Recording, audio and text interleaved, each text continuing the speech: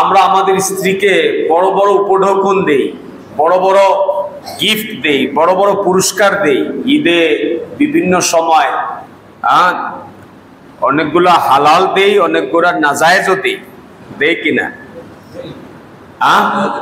Marriage day করে, আরো কি করে, বার্থডে করে না?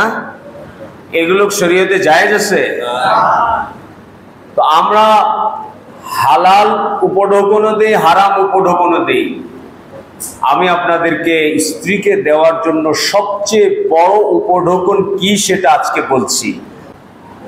আপনার সন্তানকে আপনি কোরআনের তরজমা শিক্ষা দেন, তাফসীর শিক্ষা দেন, কোরআন শিক্ষা দেন, আপনার সন্তান কোনোদিন আর আপনার নাফরমান হবে না। কি বলেন? হ্যাঁ, আমরা যেরকম চাই আমাদের মাদ্রাসাগুলো, সারা বাংলাদেশে যত মাদ্রাসা আছে, আমাদের চাওয়া মোতাবেক সবাই শতভাগ ইলম হাসিল করতে পারে নাই, কিন্তু তারপরেও আপনি একটা জিনিস খেয়াল করে দেখবেন, বাংলাদেশে অনেক বিশ্ববিদ্যালয়ের শিক্ষক তার ছেলেরা তার মা বাবাকে বৃদ্ধাশ্রমে রেখে আসছে কিনা? ছেলে ইঞ্জিনিয়ার, বাবাকে বৃদ্ধাশ্রমে রেখে আসছে, মাকে বৃদ্ধাশ্রমে রেখে আসছে, কিন্তু কোরআন শিখছে এমন কোন মুফতি সাহেব, কোন মৌলানা সাহেব, ইহা তাকে কোন নুরানি মাদ্রাসার শিক্ষক তার বাবাকে বৃদ্ধাশ্রমে রেখে আসছে, এটা দেখছেন? কেননা তার অন্তরে কোরআনের অল্প হলেও নূর আছে, সে এটা শিখছে, কোরআন তাকে এটা শিখাইছে যে সন্তান পিতামাতার বাধ্যগত থাকতে হয়।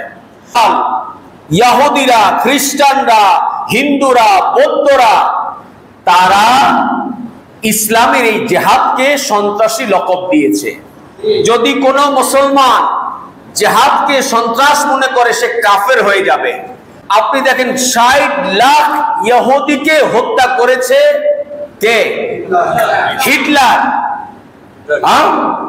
লেনিন প্রায় ১.৫ মিলিয়ন বুদ্ধিস্টদেরকে হত্যা করেছে।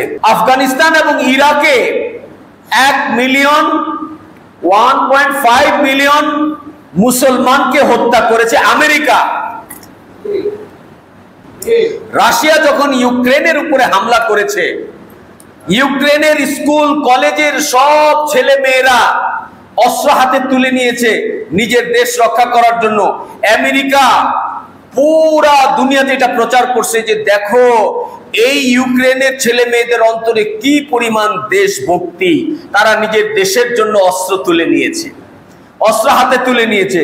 কিন্তু আফগানিস্তানের তালেবান মানে ছাত্র, তারা যখন নিজের দেশ ইসলামের ভূমি রক্ষার জন্য অস্ত্র তুলে নিয়েছে, এই আমেরিকা পুরা পৃথিবীতে এই তালেবানদেরকে সন্ত্রাসী নামে পরিচয় করায় দিয়েছে যে এরা সন্ত্রাসী।